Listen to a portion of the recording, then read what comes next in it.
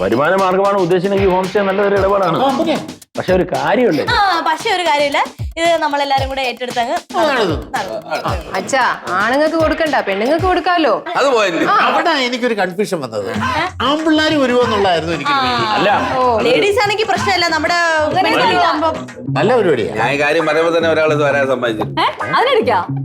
Client പോയോ? പിന്നെ കാര്യങ്ങൾ പെട്ടെന്ന് നടക്കണ്ടേ.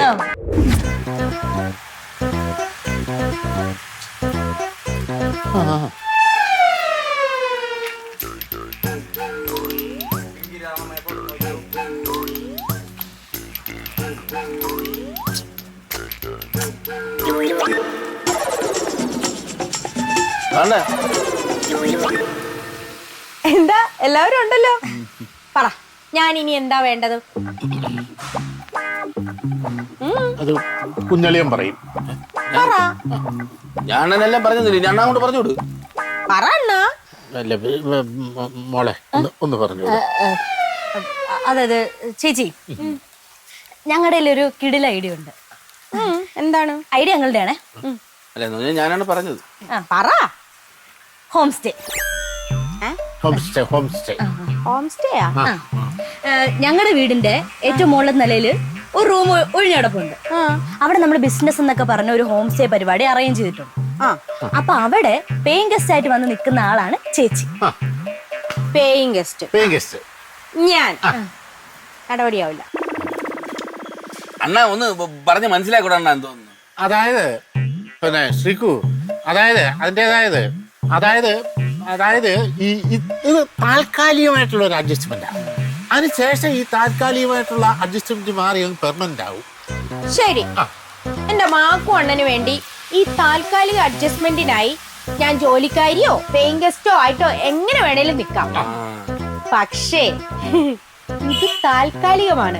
ഇത് സ്ഥിരമായിട്ട് തുടർന്നുകൊണ്ട് പോവാനാണ് ഭാവമെങ്കിൽ നിങ്ങളുടെ കൂടിടിച്ച് ഞാൻ വാട്ടുകയും ചെയ്യും, ജയിലിൽ കൊണ്ട് ഇടുകയും ചെയ്യും. അല്ല, അത് ശ്രീകു നീ എന്തോ ഇടയ്ക്കിടയ്ക്ക് ലോക്കപ്പിലാക്കും, ജയിലിലിടും എന്നൊക്കെ പറയുന്നത്. അത് പിന്നെ ഒരു പേടി ഉണ്ടായിരിക്കുന്നത് നല്ലതാണല്ലോ. മോളെ, മാമിയെ കാര്യം ഒന്ന് പറഞ്ഞ് മനസ്സിലാക്കിയത്. മാമിയാ? അതാര്? ഇത് മാമൻ, ഇത് മാമി. എന്റെ പൊന്നു മാമി, മാമൻ പറയണ പോലെ കേക്കണം പ്ലീസ്.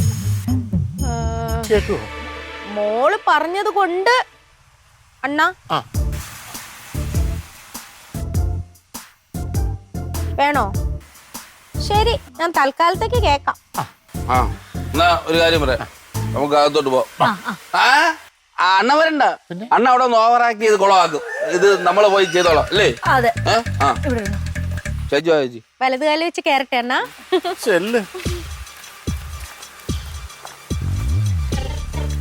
എന്റെ വലതുകാലും ഇടതുകാലും ഇല്ലാതാക്കും.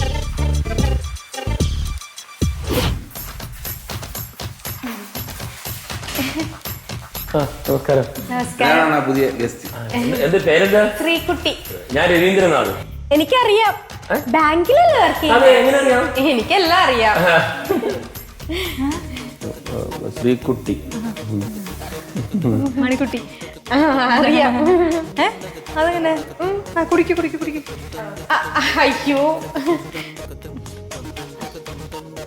Thank you. ശ്രീകുട്ടി എന്ത് ചെയ്യുന്നു? അതൊക്കെ വഴിയെ നമുക്ക് സംസാരിക്കല്ലോ, ഇവിടെ തന്നെ ഉണ്ടല്ലോ. ഒരു കാര്യം ചെയ്യൂ, മോളിൽ പോയിട്ട് റെസ്റ്റ് എടുത്തോളൂ കേട്ടോ, റൂമേ മോളില. പിങ്കി ഒന്ന് കാണിച്ചെടുത്തോ.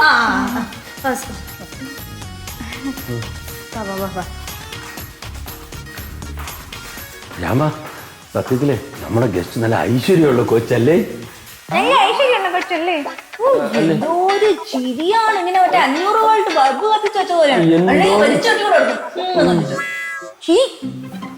ഒന്ന് മണി നീ ഇങ്ങനെ നമ്മളെ വീട്ടിൽ ആദ്യമായിട്ടൊന്നും ഇവിടെ നിൽക്കട്ടെ ഇതിന്. നല്ല ചേച്ചി. നല്ല ചേച്ചിക്ക് തന്നെ, എനിക്കെന്തോ ബോധിച്ചില്ല കേട്ടോ. ഇതിപ്പം ചക്കിന് വെച്ചത് കുക്കിൽ കൊള്ളു. എന്തേലും പറഞ്ഞോ? കൊക്ക എന്തോ പറഞ്ഞില്ലേ? ആരും പക്ഷെ കൊക്കെന്ന് പറഞ്ഞേ.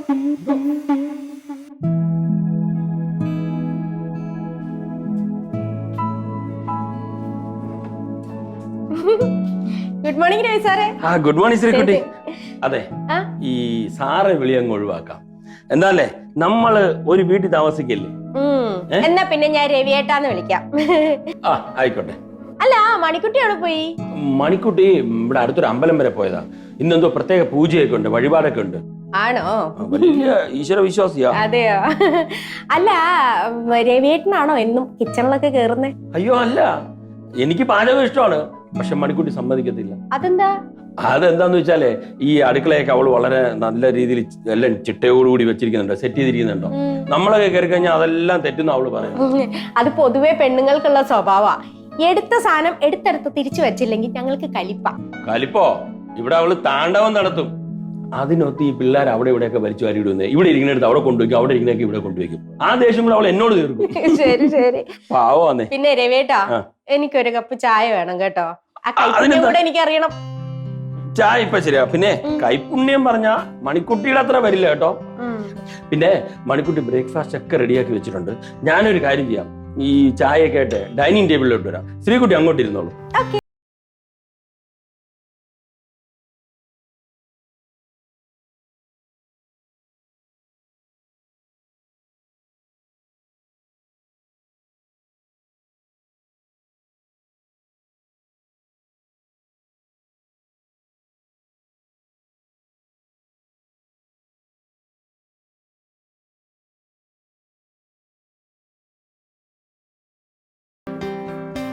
Good morning Pinky.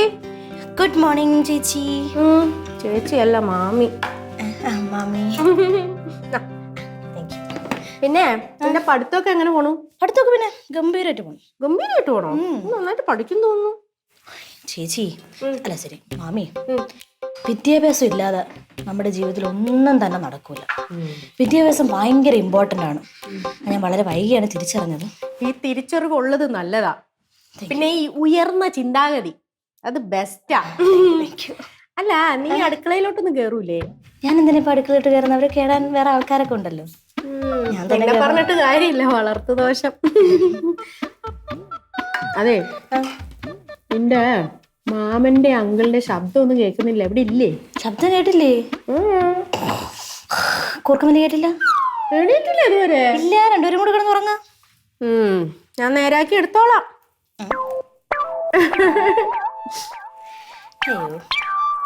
ഒരു വടയും കൂടെ തരട്ടെ?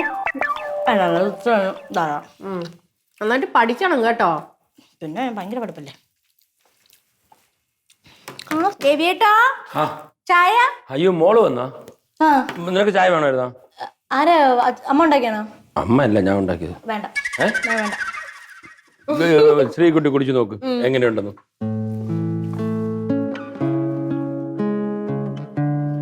ആഹാ, പാകത്തിന് കടുപ്പം, പാകത്തിന് മധുരം, സൂപ്പർ കൈപ്പുണ്യം കേട്ടോ, പറയാതിരിക്കാൻ വയ്യ. Thank you.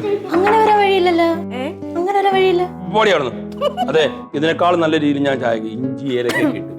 ഇതല്ല പിന്നീടാവാം. ഇനി അവസരം കിടക്കുമല്ലേ? അതെ. അതെ, നേരത്തെ ഫോണും കുത്തി. അല്ലെ എനിക്ക് കാശുണ്ട്, ഇവിടെ റേഞ്ച് ഇല്ല, പുറത്തു പോയിന്ന് കാശത്തിന്റെ ഞാൻ പുറത്തേക്ക് കഴിച്ചോളാം. എങ്ങനെയുണ്ട് ദോശയൊക്കെ? നല്ല ടേസ്റ്റ് ഉണ്ട്. ഞാൻ പറഞ്ഞില്ലേ മണിക്ക് നല്ല കൈപ്പുണ്യമാണ്. എവിടെ കഴിക്കുന്നോ? ഇല്ല, ഞാൻ കഴിച്ചോളൂ. ശരി എന്നാ കഴിക്കേ.